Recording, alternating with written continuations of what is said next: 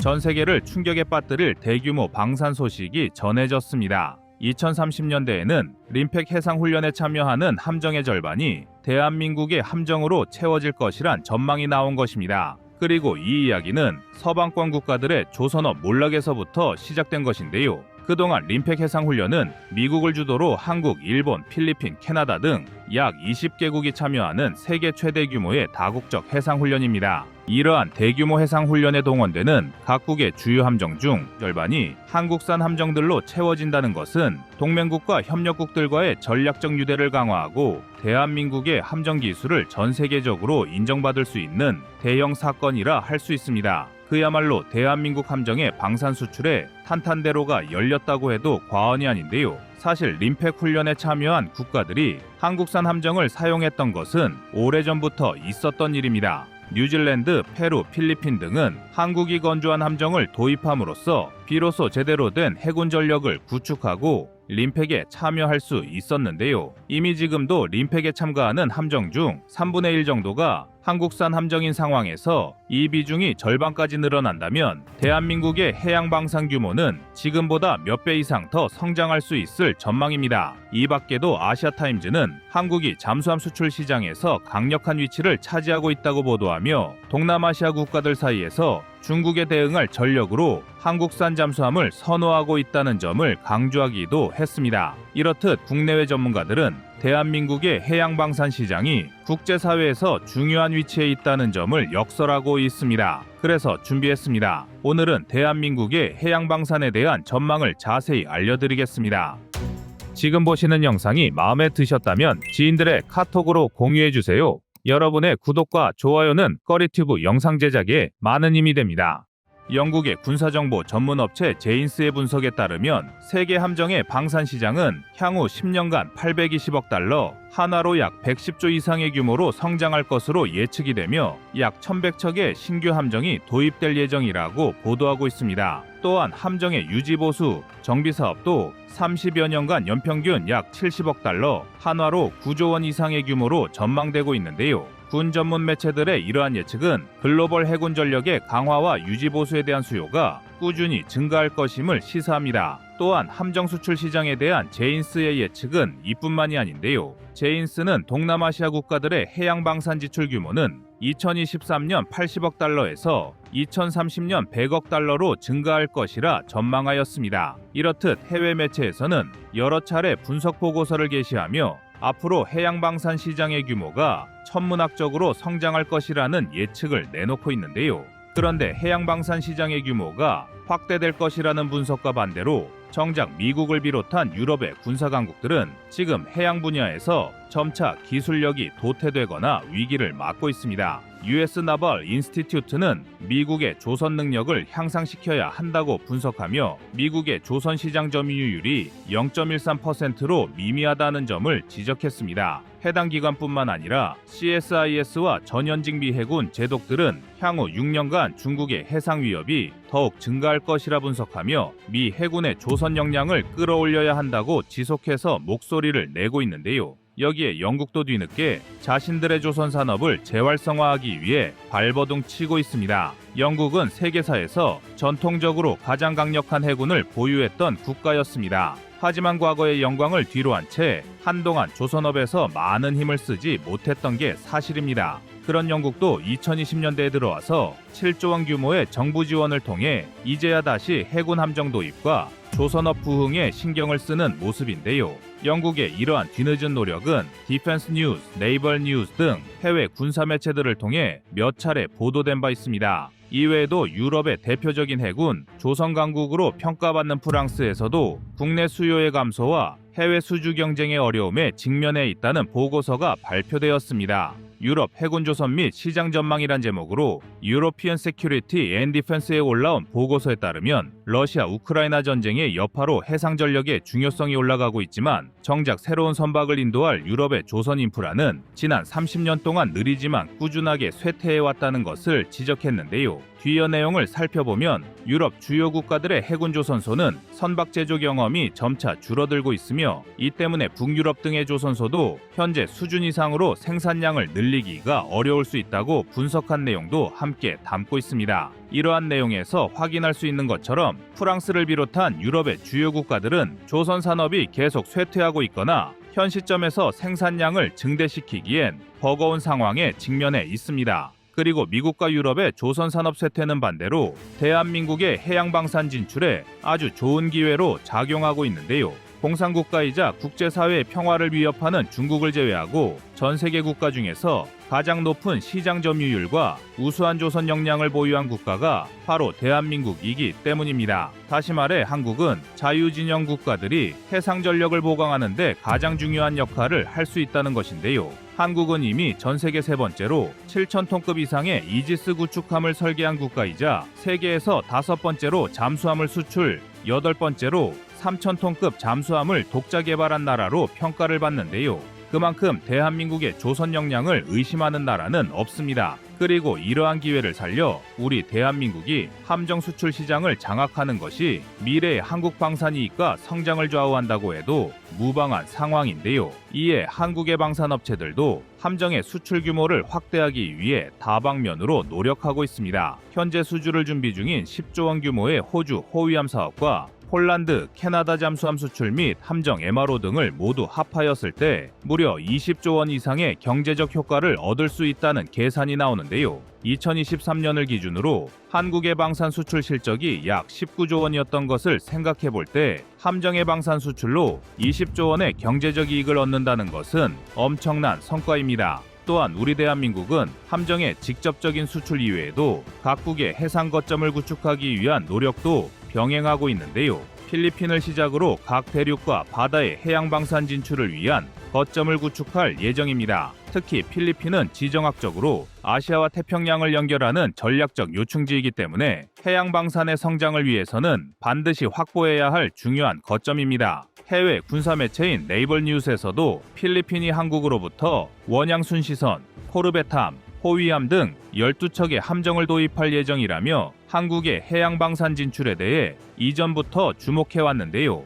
대한민국은 필리핀을 시작으로 페루 등 한국산 함정을 도입한 국가들의 추가적인 생산시설 설립과 지원을 통해 각 지역의 해양방산 시장의 거점을 확보하고 이를 통해 주변 국가들로 시장을 점차 확대할 계획을 가지고 있습니다. 그런데 여기서 더 놀라운 것은 대한민국의 해양방산 수출이 여기서 끝나지 않는다는 것입니다. 세계 최강을 자랑하는 미국의 유무인 함대 구축에 대한민국의 무인 수상정들이 출격을 준비 중에 있습니다. 미국은 2045년까지 373척의 유인 함정과 150척의 무인 함정을 포함하여 약 500척 규모의 유무인 함대를 구축할 계획을 추진하고 있습니다. 그리고 현재 한국은 미국의 무인 수상함 시장에 도전장을 내밀었는데요. 미 워싱턴 DC에서 열린 엑스포에서 한국의 현대중공업은 미국의 팔란티어와 손을 잡고 개발 중인 무인 수상정의 시제품을 공개하였습니다. 이번에 공개된 한국의 무인 수상정은 라틴어로 어둠을 뜻하는 테네브리스라는 이름으로 명명되었습니다. 이름의 의미에서 알 수 있는 것처럼 테네브리스는 은밀하게 적진 인근에서 정찰 임무를 수행하는 것을 전제로 개발된 정찰용 무인 수상정인데요. 테네브리스는 전체 길이는 17m, 경하 중량 14톤의 제원을 가지고 있으며 한국은 테네브리스의 속력과 탑재 중량, 스텔스 성능도 지금보다 한 단계 더 높이기 위해 다양한 연구 개발을 진행하고 있습니다. 앞으로 2026년까지 테네브리스의 개발을 완료할 예정이며 이후에는 각종 무장을 추가로 탑재한 무인 전함의 개발로 이어갈 계획을 가지고 있는데요. 미 해군과의 각종 첨단 사업을 진행해온 팔란티어와 손을 잡고 공동 개발을 진행하고 있다는 점에서 향후 미국 시장의 진출도 기대해볼 여지가 상당히 크다고 할 수 있습니다. 이러한 기대는 한국에서만 나오는 것이 아닌데요. 해외 전문 군사 매체인 네이벌 뉴스에서도 해당 소식을 전하면서 한국의 무인 수상정 개발을 주목하고 있습니다. 그도 그럴 것이 미국은 앞으로 20년 동안 150척의 무인 함정을 도입하려 하지만 현재 미국의 조선업 여건으로는 사실상 어려운 상황입니다. 그렇기 때문에 이미 다양한 함정 수출로 해군 기술력을 인정받은 한국 업체와 미군의 군첨단화 사업에 참여한 팔란티어의 무인 수상정 공동 개발은 해외 매체의 높은 관심을 받는 것입니다. 그런데 이러한 한국 해양방산의 발목을 잡는 단 한 가지의 문제점이 있는데요. 그것은 한국 방위산업업체들의 과도한 경쟁입니다. 물론 선의의 경쟁은 방산 분야뿐만 아니라 어떤 분야에서든 반드시 필요합니다. 어느 산업에서든지 특정 기업에서 시장을 독점하게 되면 새로운 기술 혁신의 원동력이 상실되는 경우가 많은데요. 이러한 문제를 방지하고 더 나은 기술의 발전을 도모하는 것은 한국의 방산 경쟁력을 위해서 중요한 문제입니다. 하지만 지금 한국의 일부 방산업체들은 선의의 경쟁이라 부르기에는 과도할 정도의 경쟁이 벌어지고 있다는 것이 안타까운 상황입니다. 한국 정부 역시 방산업체들의 과당 경쟁이 방위산업의 역효과를 불러올 수 있다는 문제를 예의주시하고 있는데요. 이 문제에 대해 한 정부 관계자는 한국의 업체들끼리 과도한 경쟁을 하다가 정작 사업 수주에 실패하는 팀킬이 발생하지 않을까 걱정된다는 발언을 하며 경쟁보다는 협력을 강조하였습니다. 그러면서 호주의 호위함 사업 등 대규모 함정 수출 사업에 대해 여러 업체가 컨소시엄을 구축하여서 참여하는 방안도 언급되었습니다. 다만 방산업체의 컨소시엄 문제는 민간 업체들이 결정해야 할 사안이라 정부가 관여할 수 없다는 입장도 함께 밝혔는데요. 하지만 방위산업은 단순히 민간 업체들만의 문제는 아닙니다. 직접적인 무기의 개발과 생산은 민간 방산업체들이 담당하더라도 방위산업은 그 특성상 국가의 국방과 안보, 경제적 이익 등에 밀접한 연관을 가지고 있기 때문에 국가적 차원에서의 관리와 지원도 매우 중요한 분야입니다. 그렇기 때문에 정부 차원에서 방산업체들의 과당 경쟁을 미연에 방지하고 장기적 관점에서의 정책 지원이 뒤따라야 할 것입니다. 대한민국은 명실상부 세계조선 시장의 2위에 올라와 있는 최강의 조선 강국입니다. 한국의 조선 산업 역량은 미국에서도 중요한 전략적 자산으로 평가할 정도로 한국의 함정 건조 기술이 전 세계의 주목을 받고 있는데요. 많은 국가가 조선 산업의 쇠퇴와 함께 함정 시장에서 고전을 면치 못하고 있는 지금 이를 기회로 전 세계 대양을 주름잡는 한국의 해양방위 산업을 기대해 봅니다. 이상 꺼리튜브였습니다. 여러분의 구독과 좋아요가 꺼리튜브 운영에 많은 힘이 됩니다. 다음은 24년 5월 15일 미국 MRO 진출 영상입니다. 흔히 조선업이라고 한다면 중공업 회사들을 떠올리며 상선이나 화물선 등을 주로 만든다고 생각하실 것입니다. 하지만 조선업은 민간 시장에서의 경제적 이익에만 국한된 것이 아니라 그 국가의 해군력과도 굉장히 밀접한 연관을 지니고 있습니다. 뛰어난 조선 기술을 가질수록 그에 비례하여 자국 해군 함정의 기술도 함께 증가하기 때문입니다. 그래서 일정 수준 이상의 조선 시장 확보와 기술 보유는 자국의 해군력을 유지할 수 있는 중요한 기반입니다. 그런데 미국은 2020년대 들어 약 0.3% 내외로 시장 점유율에 그치고 있으며 순위를 매기는 것이 무의미한 수준에 머물러 있습니다. 그리고 미 해군은 이러한 미국 조선의 점유율 문제에 직격탄을 맞았습니다. 미국의 조선 기반이 약해질수록 신형 함정의 도입이 계속해서 늦어지고 있는 것인데요. 미 해군이 발표한 주요 함정 프로젝트들의 보고서에 따르면 컬럼비아급 탄도미사일 잠수함은 12에서 16개월가량 건조가 지연되었고 버지니아급 잠수함사에서 5번 블록도 각각 36개월, 24개월씩 지연되고 있는 상황입니다. 또한 오스탈 USA가 건조 중인 상륙함을 비롯해 해양감 시선까지도 기존 계획보다 건조 일정이 미뤄지고 있습니다. 그야말로 총체적 난국이라 할 정도로 모든 분야의 해군 함정 건조에 비상등이 들어온 상황입니다. 이에 미국은 약화된 자신들의 조선 기반으로 상황을 해결할 수 없다는 것을 인정하고 동맹국들의 도움을 구하기로 했는데요. 최근 미국 해군성의 카를로스 델토로 장관은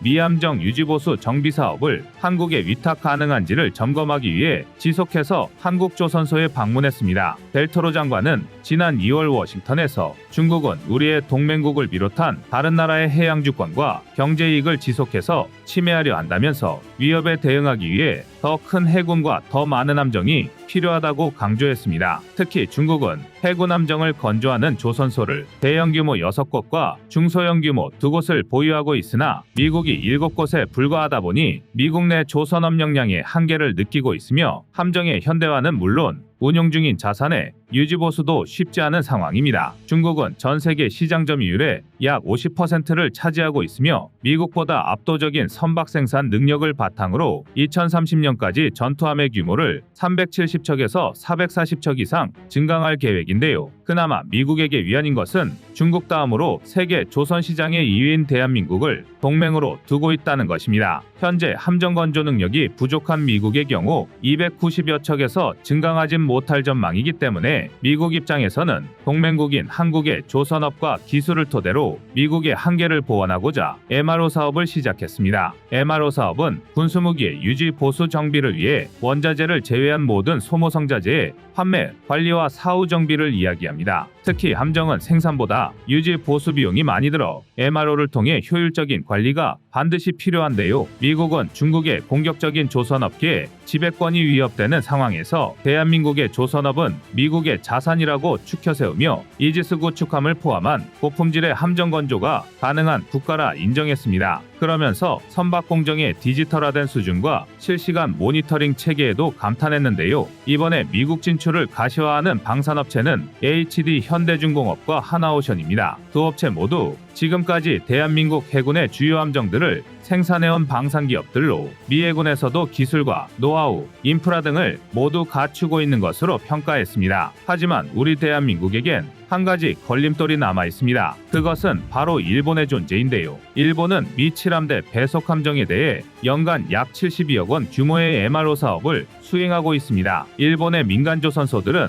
일본 내 MRO뿐만 아니라 미 해군의 신조 함정 건조에도 참여하려 하는 움직임을 보이고 있으며 MRO 예상 규모 자체가 그리 크지 않음에도 2,000에서 3,000명의 고용 창출이 가능한 점까지 더해져 일본의 관심이 높은 상황입니다. 심지어 기항지를 미국에 제공하며 군무원 의거주나 교육 및 서비스 시설 등에 의한 부수적인 경제 효과를 얻고 있습니다. 이에 대해 군 전문가들은 대한민국 역시 일본의 사례처럼 단순히 MRO 사업만이 아니라 궁극적으로 미국의 신조 함정 건조까지 참가하도록 협력해야 한다는 분석을 내놓았습니다. 방산업체가 작성한 통계 자료에 따르면 수리기항지를 제공할 경우 정비 비용과 서비스 지원 소요가 매년 각각 2천억 원 이상의 경제적 효과를 얻을 수 있으며 이 밖에도 4천에서 5천 명가량의 고용 창출까지 가능할 것이라 분석했습니다. 여기에 더해 현재 주한미군은 육군과 공군이 다수인데 반해 해군은 소수의 병력만 주둔 중이다 보니 만약 대한민국이 미국에게 기항지를 제공한다면 양국 간의 군사동맹 강화에도 도움이 될 수 있습니다. 그만큼 이번 미국 MRO 사업 진출은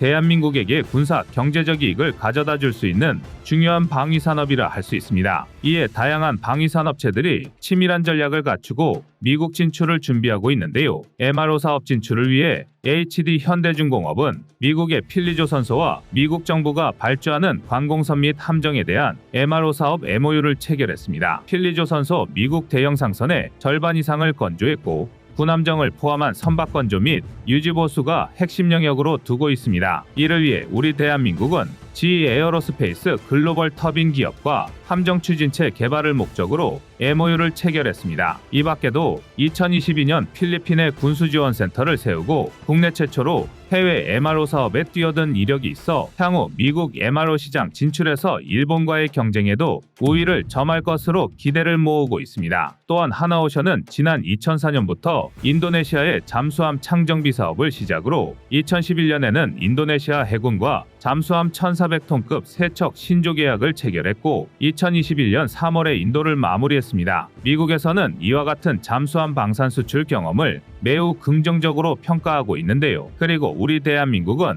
더 고도화된 기술 집적도를 위해 하나오션에서 호주의 유명 방산업체인 오스탈의 인수를 목표로 하고 있습니다. 오스탈은 미 해군의 함정을 건조 납품하는 방산업체인데요. 미 해군이 요구하는 함정을 설계하고 건조한 기술이 한국 방위산업체로 넘어오게 된다면 미 해군의 MRO 사업 수준은 물론이고 대한민국의 함정에도 해당 기술력을 적용할 수 있습니다. 그래서 한국의 오스탈 인수에 대해서는 미국뿐만 아니라 호주, 일본, 중국 등 다양한 주변 국가들이 촉각을 곤두세우고 있는 상황입니다. 만약 우리 대한민국이 오스탈 인수를 성공적으로 마무리하게 된다면 대외적으로는 미 해군의 MRO 사업 진출에 중요한 교두보가 되면서 이와 함께 대한민국의 군사력 경제력 또한 엄청난 성장을 이룰 것이란 군 전문가들의 분석이 나오고 있습니다. 대한민국의 방위산업은 육해 공전 분야에서 세계적인 기술력을 자랑하는 것은 엄연한 사실임에도 불구하고 해외 업체와의 인수합병을 통해 미국에 진출하려는 이유가 있는데요.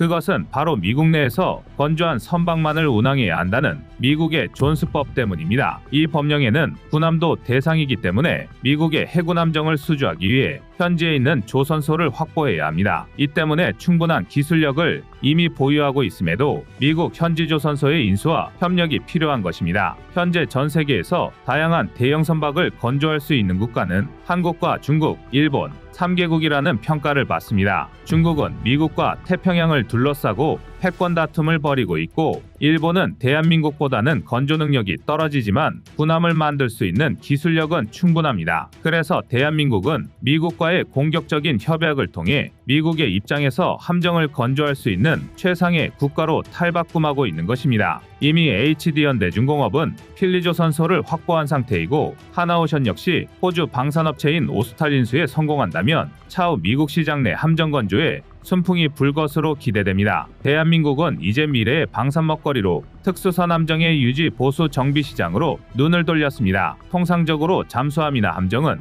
최대 40년 정도를 운영합니다. 이 과정에서 주기적인 유지 보수가 필요하기 때문에 잠수함과 함정은 구매 비용보다도 유지 보수 비용이 더 많이 들어가는 특징을 가지고 있는데요. 앞으로 MRO 시장 규모는 지금의 77조 9,200억 원에서 2029년에는 85조 8,200억 원으로 증가할 전망입니다. 군 전문가들은 점차 커져가는 방산 수요와 더불어 잠수함과 함정 등의 수명을 연장해주는 MRO 사업이 향후 국내 조선업의 미래 성장 동력이 될 거란 전망을 보였습니다. 나날이 커져가는 K방산의 위력이 이제는 미국의 MRO 사업을 시작으로 미국에 직접 무기를 수출하는 국가로 거듭날 날도 얼마 남지 않았습니다. 대한민국이 MRO 사업 참여에 사력을 다하는 만큼 긍정적인 소식이 전해지기를 기대합니다. 이상 거래튜브였습니다.